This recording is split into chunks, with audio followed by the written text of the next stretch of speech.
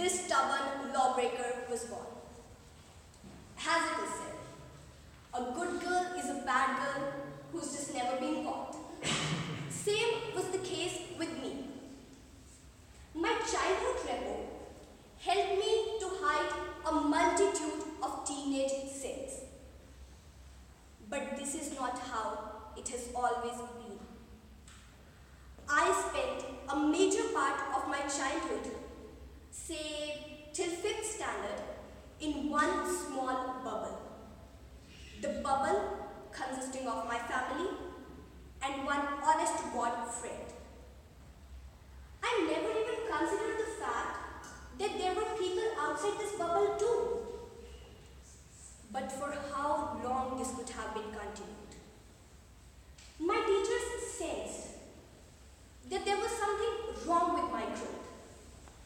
Not mental or physical, but yes, social. They sensed that if I'm not in my bubble, then I'm not there. So they decided to burst it. They changed my section, separating this 9-year-old from her only friend and stranding her into a completely new surrounding.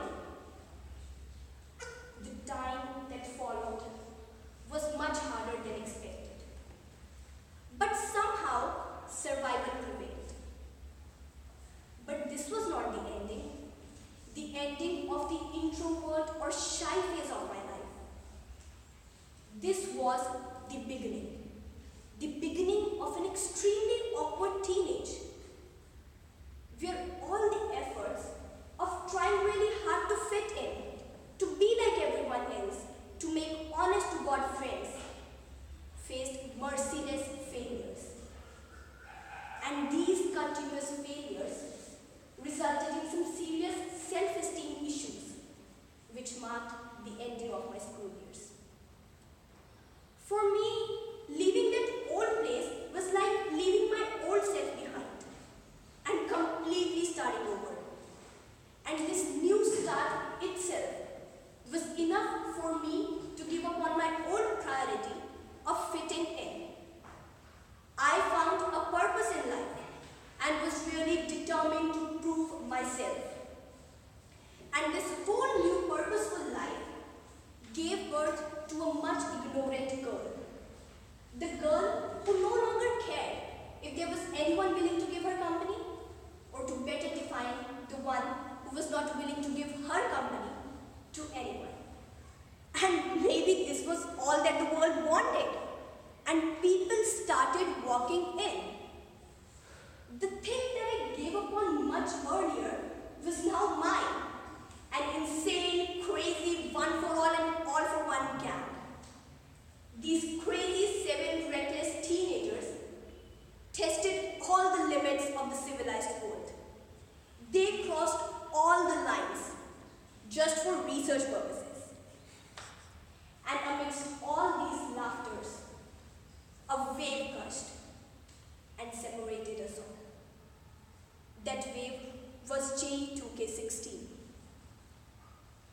Not to mention that the closest of friends were